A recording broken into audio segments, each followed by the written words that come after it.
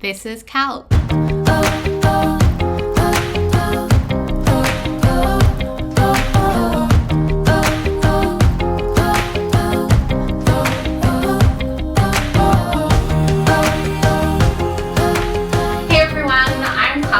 Creator and host of the Admiration series in Creation with Kalc.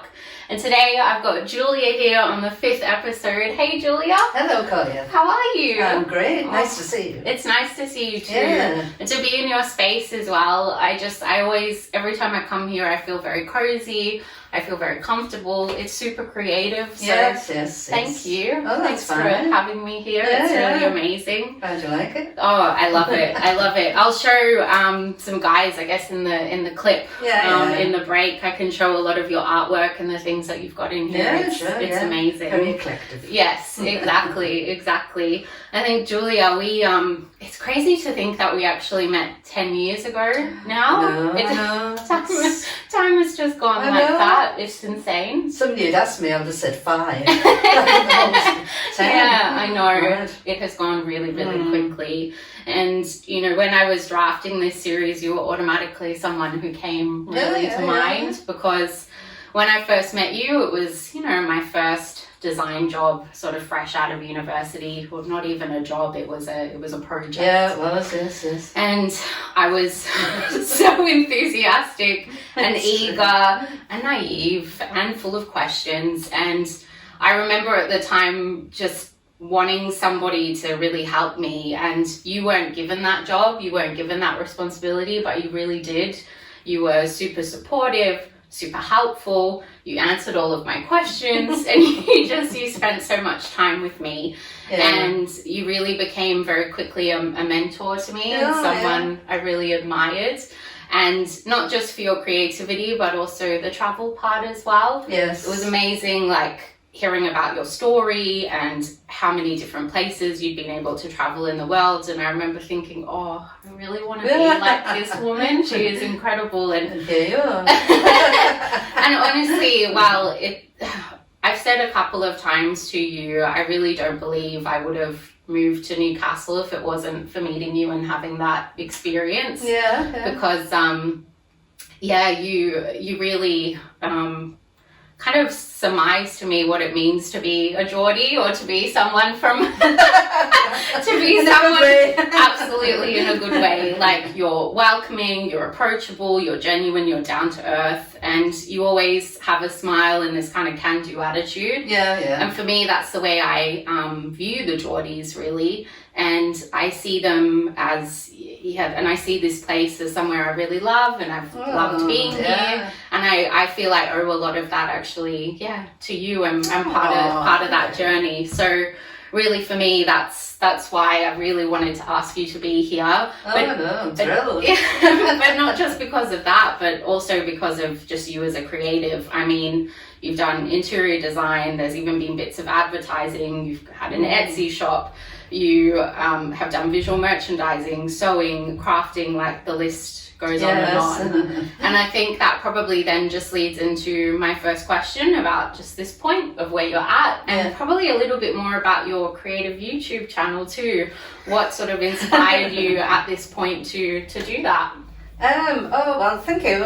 Can I just say as well, it was such a pleasure meeting you in Australia. I just remember you being this bright, bubbly person that would give all the horrible jobs to.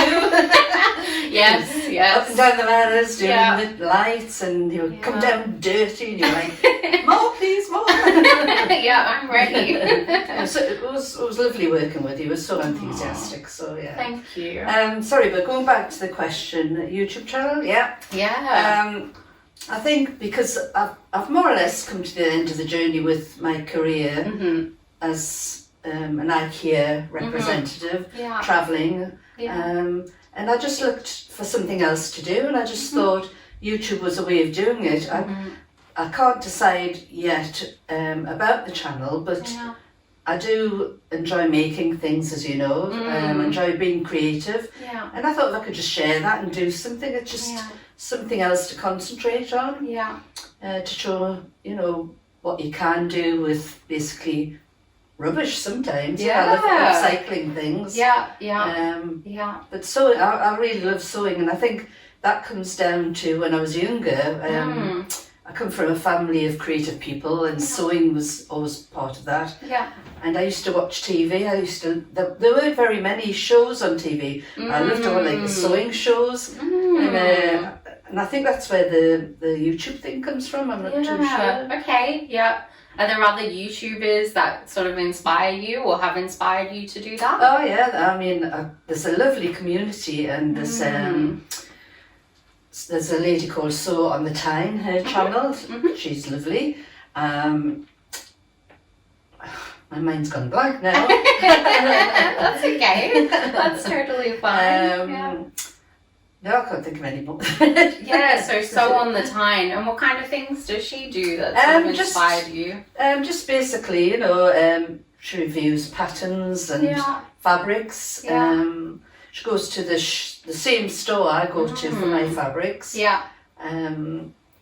So that's nice. I can, if you see anything on that YouTube channel, I know where to get it from. Yeah, nice.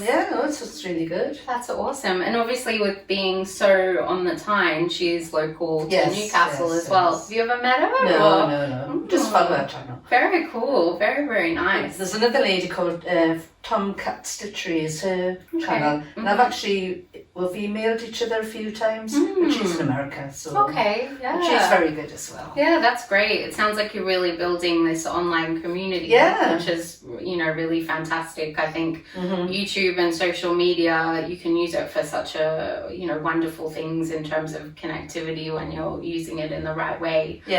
So was there a point, I guess, going back to all of the different things that you've done in your career, was there a point where you were like, I want to be on YouTube, or I want to transcend my knowledge? Was there a specific point in which that happened? I think I've always been interested in anything to do with technology and new ways of showing things and doing things. And of course during lockdown or even before then, I've watched a lot of YouTube channels. I'm sure everybody has. Yeah. And I just thought, I want to do that. I just want to get up there and show people what I can do. I want people to give me feedback and start up a little community.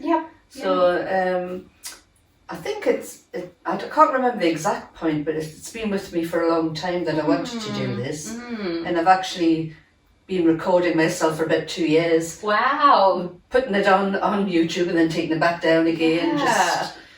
Just not being sure but I think it just comes a point it hasn't gone away, so I'm just going to do it. Absolutely. I think this whole kind of putting yourself out there and it's a very daunting thing. It is, and I can understand the whole, putting something out there and then going, what are people going to think? But it's really wonderful that you've been able to pursue that and really pushed through that.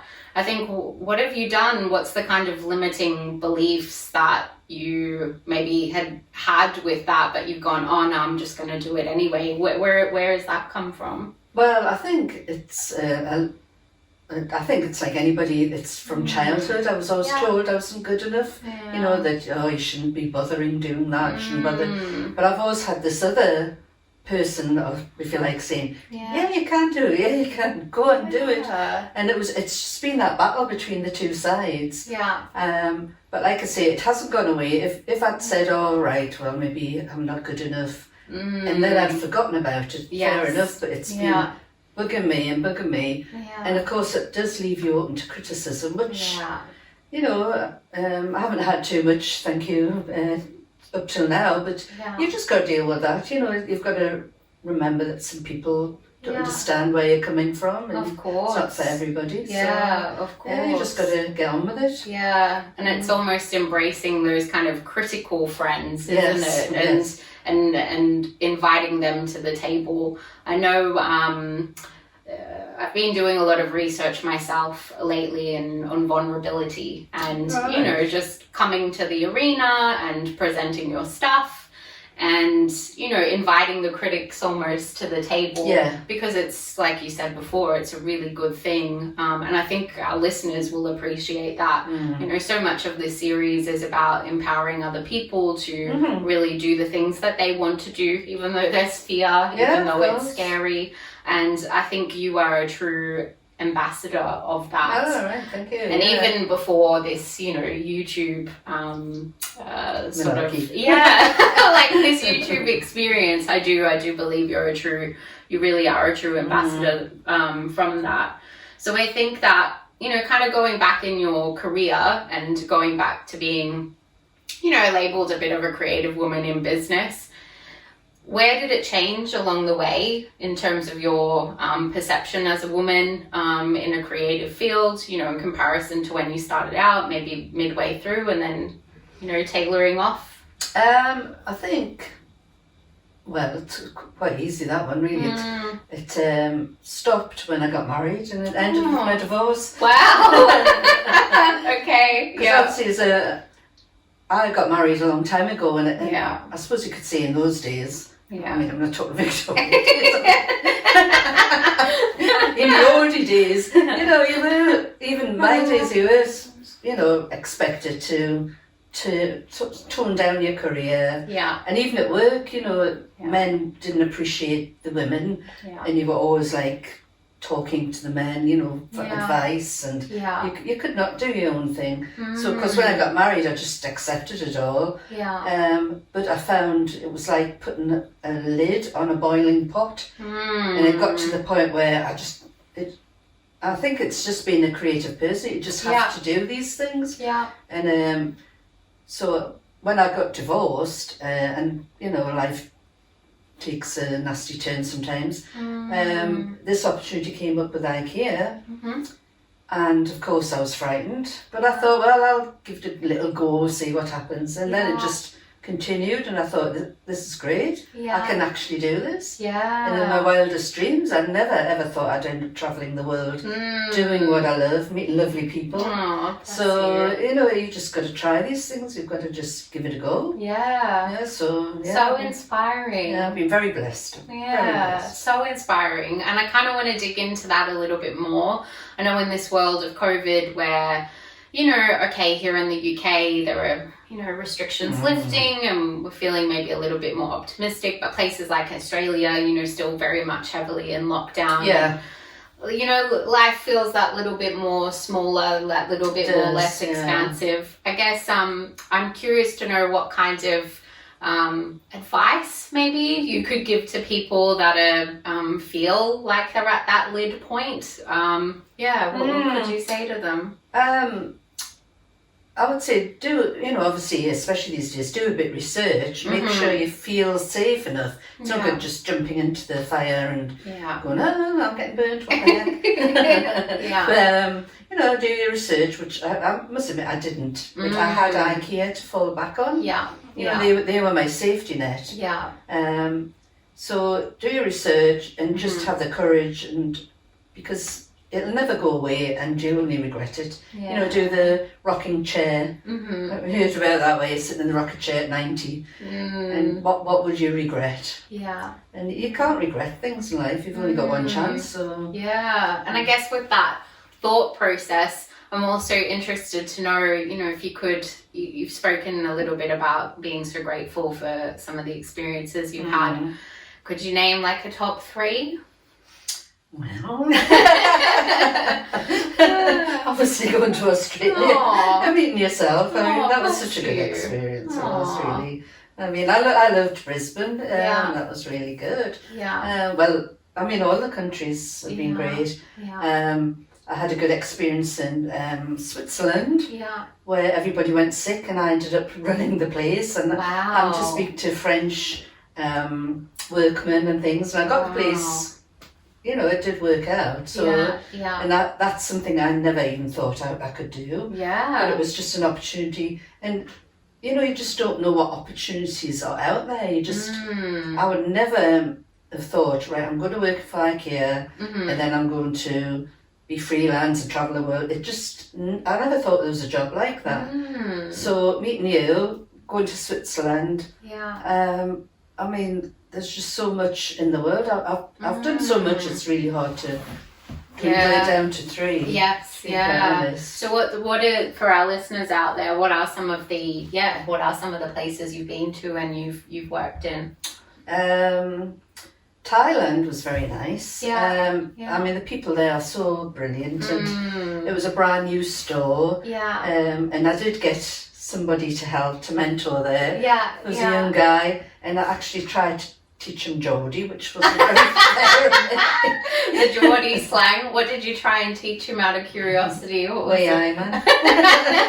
And it never quite worked. Yeah. And they couldn't understand whatever. But that was a great experience, and the people there, I felt sorry for them because they're living with things like, I mean, I know we get floods, but that's constant over there. Yeah, for and sure. There was danger, but they just get on with it, and they're very nice people. Japan was the same. I love Japan. Yeah. It took me about 3 weeks before I realised, when I was walking along going, hi, that it meant, get on with your work. No. I could really? People were going like, this is to say, well, who's she to? Yeah, I remember coming to Newcastle and having a kind of similar experience when everyone was out, like, saying to me, all right, and I was like, do I look sick? Like, what's like in Australia, if you go up to somebody and say all right, it means, you look ill, or even if you went up in a bar or something, people would just be like, no, like yeah, it is all these kind of cultural differences. It is really funny. Really funny. So I guess then, going back to kind of COVID and the restrictions that we're facing at the moment, and the levels of change and adjusting to that, you also mentioned as well about the YouTube that it started about 2 years ago, or you've been dabbling with it for 2 years. Seriously, yeah. So do you think that the changes with COVID have kind of helped accelerate that a little bit because you've had more time at home or more reflective time? No, I don't think it has. I think it's just something I've always wanted. It's always been on my mind to do. And of course, I think it's just given me maybe a little bit more time. But no, I don't think it has had an effect at all on me. Yeah. Okay. Yeah, that's great. It was the anxiety that stopped me moving forward. The anxiety of what will people think? Yes. Will I look good enough? I haven't got the right equipment. Yes. All that sort of thing, which I still haven't. Yeah. But I've decided it's going out. If it's not any good, people can tell me, and I can only learn by it. Yeah. It was like travelling, just do it. Oh, and get the feedback from that. I love that. I really love that. And to be honest, when you're talking and I'm leading up obviously to the creative exercise, and I would really like to explore that a little bit more, because I can see that you're already on this journey to be like, I'm going to put myself out there, and it's almost like, how can we create this thing that supports that a little bit more, just as a visual reminder, because we're all human at the end of the day. I think as well, you spoke about the kind of anxiousness about, being a YouTuber or putting things out there and posting content. Do you believe that you sort of fully moved past this, or no? Yeah, still there. I think I'm going to be not that I'm a movie star, I think, but you hear movie stars who don't want to watch themselves on TV. I'm just going to be like that. Yeah, of I course, just know I am. So sometimes I have a little peek and I'm probably my own worst critic. But like I say, it's just something that bubbles up and you have to do. Yeah, 100%. And I think as well, the kind of taking a pen and a piece of paper and watching yourself. Have you ever been able to watch yourself and get through an entire sort of like in between the eyes? Yeah, I remember the first episode I did on the Admiration series, I wrote down how many times I said filler words, and I was like Oh my goodness, really? I can't believe it. Oh no. But you know, like you said, putting yourself out there and getting the feedback, having the critical friends, inviting them to the arena, it's important. And, it is. Yes, and I think saying that to our listeners and having that dialogue, I believe it really inspires other people. Okay, yeah, it might not be a YouTube channel, but it could be something completely differently related, but it gives them, you know, that human approach that, we can do it as well. Give it a try, give it a go. Yeah, 100%. What do you have to lose? Yeah, that's exactly right. 100%. So I'm thinking then, going on to the creative exercise. Yes. I really want to, I think what we'll do as well is we'll change the space that we're in, because Julia has this incredible little corner, like creative corner too. My studio. Yes. So it would be wonderful to kind of get you in there. But I know, because obviously I follow you on YouTube and I see all the work that you do. I know you do a lot of these junk journals. Oh, yes. And I love them. I think they're such a fantastic idea. Such fun, aren't they? Oh, yeah, so fun. So I'm kind of thinking, okay, like how can we utilize this concept of a junk journal, but talk and discover a little bit more about Julia's junk? Well, there's plenty of that. So whether or not you want to use a junk journal that you've already got, or maybe you want to make a brand new one, or maybe you just want to modify it a little bit. But I would really love for you, when we come back, you can explain what the junk journal is first of all, for our listeners out there, and then can share lots of little videos, because I know you've got some fantastic stuff on your channel. Which is available in my Etsy store. Oh, fantastic. Very cool. So what we can do is you can go through that, but then what I would like you to do is somehow capture 3 things in that junk journal that is a bit of a limiting belief. And you've already spoken a little bit about that, you know, whatever those 3 things are. But then what I would like you to do is counteract that with a new thought, because you know, you sort of talked about these 2 different, you know, people, or the devil in the same and we all have that. It's kind of, you know, risk versus you know, security, or the road traveled versus the road unknown, the comfortable road. So it would be fantastic for you to write down a counter thought that is positive, that is affirmative, that gives you power, that makes you feel empowered, and then you can share that with our listeners, and then maybe our listeners can also buy some of these junk journals or make some of these junk journals and do it themselves. Of course, that'd be lovely. Okay. Oh, great. Very brilliant. Exciting. I'm excited too. So we'll come back really shortly. Lovely. From upcycled denim to junk journals and everything that's in between, craft and sewing, you'll find your inspiration at Julia's Inspiration. You can watch on YouTube, you can shop at Etsy, and follow on Instagram. That's Julia's Inspiration.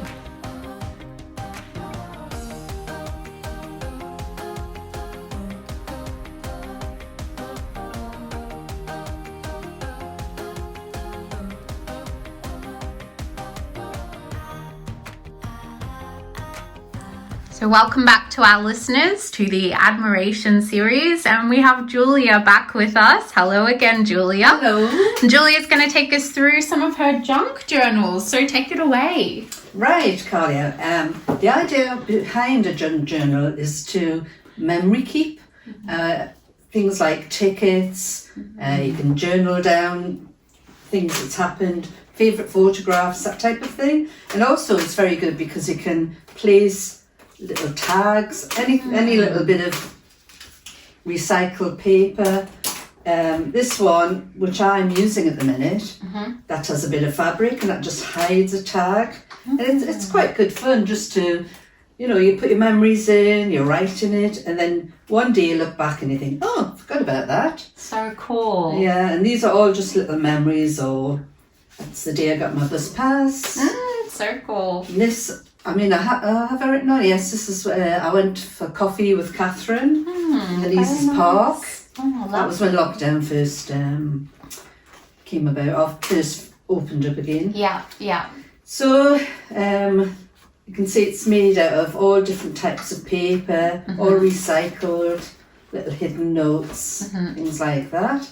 And this one, which is for sale in my Etsy shop, is it's a redesigned book cover. I finished the journal, so I thought instead of throwing it away, I'd fill it with lots of lovely bits of paper and hidden pockets, little tags, and you can fill that with anything, writing, photographs, tickets, bus tickets, anything you like.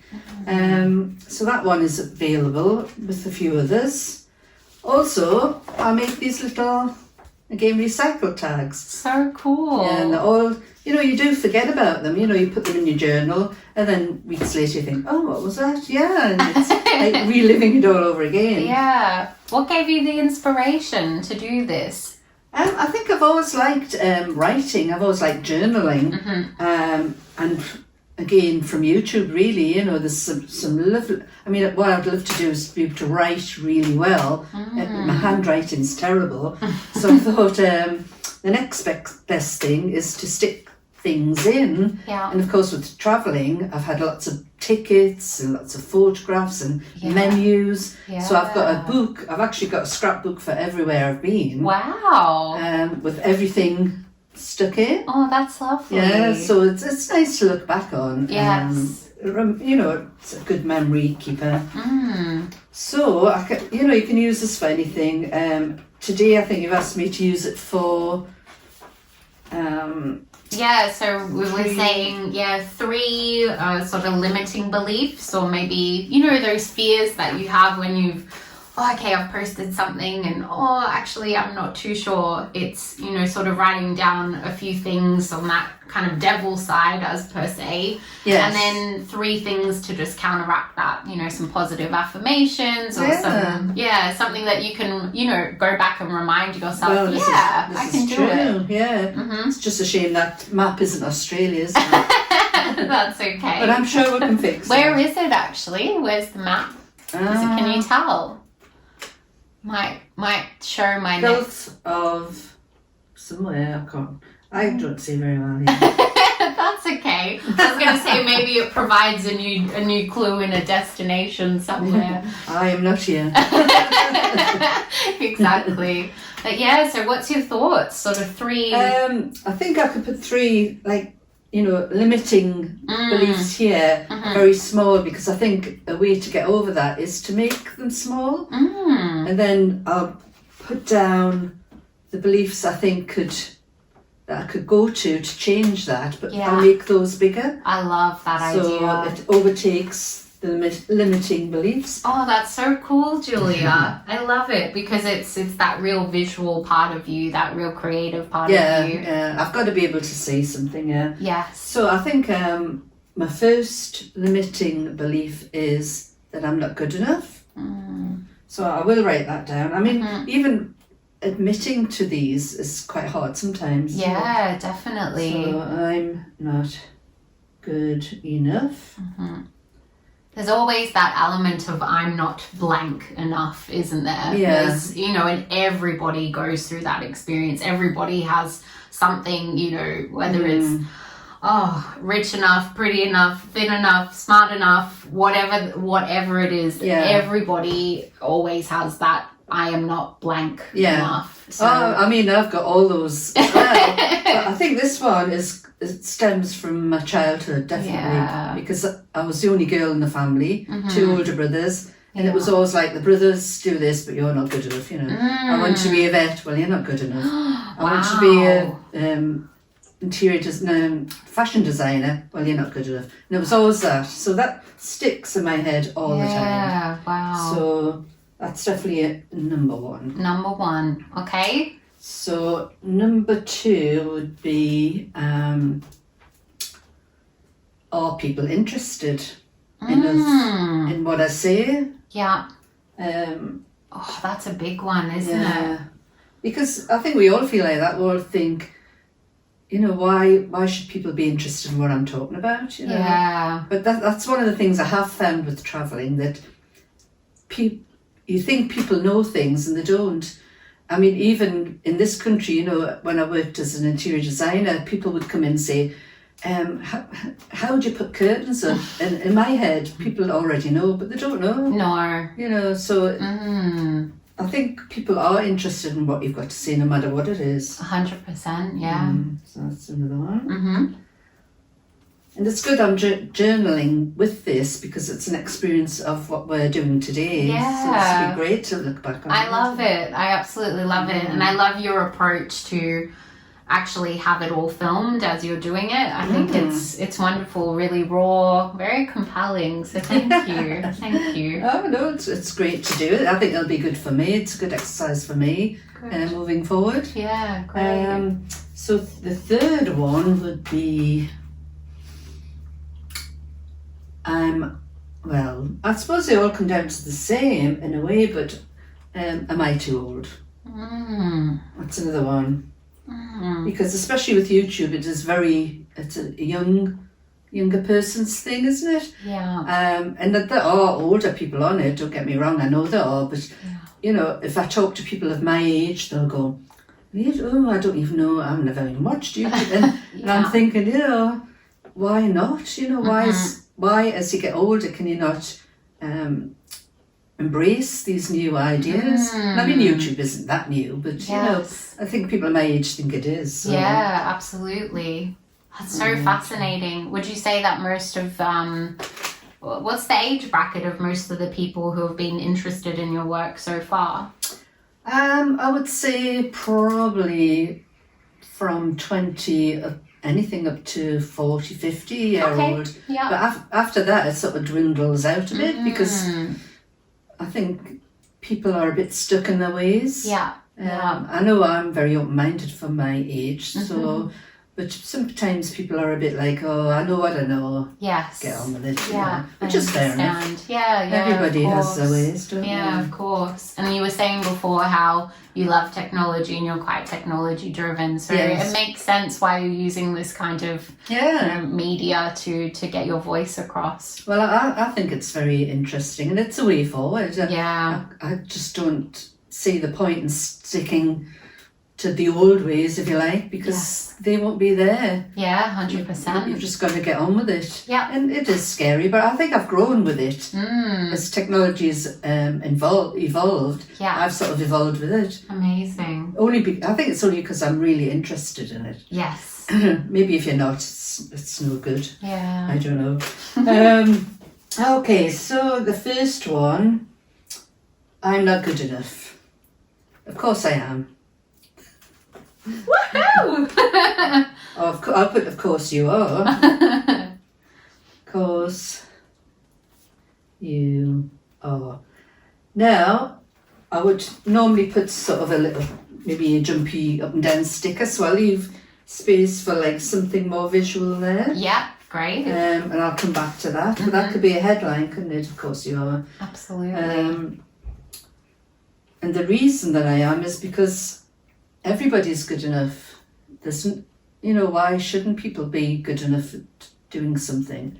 100%. Yeah. I mean, I go onto, again, YouTube, and sometimes I think, oh, I don't like that, but yet somebody else will. It's all a matter of choice as well. Yeah, definitely. And I think once you get to that point where you understand that actually everybody is good enough, everybody has a talent, everybody is special and unique and has something to offer, it just relieves a lot of the pressure and relieves a lot of this, these feelings that we have. It quietens down, doesn't take it away. No. But it quietens down that voice that says, that berates. Exactly. Yeah. Great. All right, so I will put something visual there. I'm not sure what it'll be yet. I'll have to look through my stash. Yeah, have a look, and then even past today, you can always send some pictures through, and you can keep it going. That would be very cool. Yeah. I've thought about doing a page a day, maybe as a diary. Yeah, nice. And that gives people ideas as well of what to do, what to put in. Yeah. I mean, things like this. It's a little alive hidden paper clip, so that would go on then to remind me. Oh, nice. To go back to that page. Oh, I love that. That's really cool. Again, I've got a YouTube on how to make hidden paper clips, but obviously these are for sale. Very cool. Love it. Now, number 2 was, are people interested? If people are alive and awake, I think they will be interested. I think people, not everybody of course, but I think there'll always be somebody wanting to have a look at what you do, even if they just want to be nasty about it. Yes, the critics out there.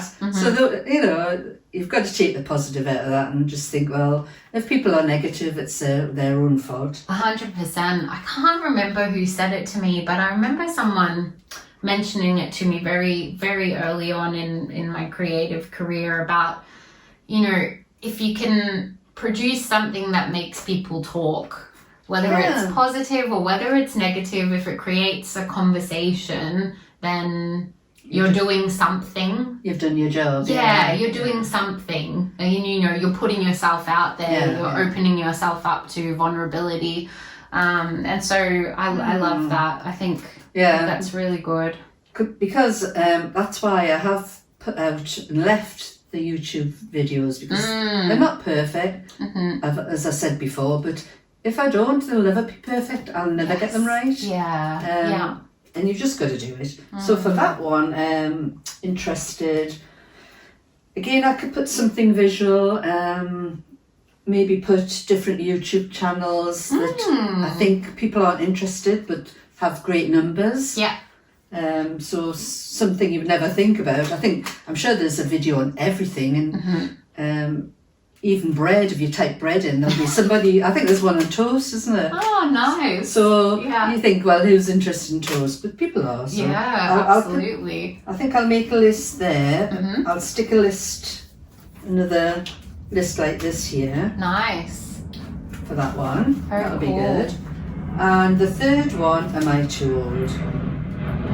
Am I still breathing? I love that. Am I still breathing? So, again, I think I'll have to refer to people. I always get her name mixed up. Iris Elba. Yes. I mean, she's 100 now. I know, she just turned 100 the other day, didn't she? And she's a fashion icon, she is incredible. And there's another lady I follow from GMTV, and it's called Alternative Aging. It's on YouTube. I'll put, I'll write a link and I'll put a link on this. Yeah. And she embraces her maturity, let's say. Yeah. And she's really good, enthusiastic role model. So that's a good person to be linking with this one. Yeah. So no, I'm not too old, and I have to keep telling myself that. So amazing. And I won't be any younger anytime soon. It only goes one way, unfortunately. Unfortunately, it does. Yeah. So I'll continue to do that, and this I want to make. I haven't got any ready, but I want to make a collage of Kalc and bless Australia. Look. I have a little boomerang. Oh, look, a little map of Australia. Can't get out of it. Oh, I love it. It's so I'll do a montage on that. Yeah, that would be amazing. Yeah, to remember our day by. Oh, bless you, Julia. That would be great, wouldn't it?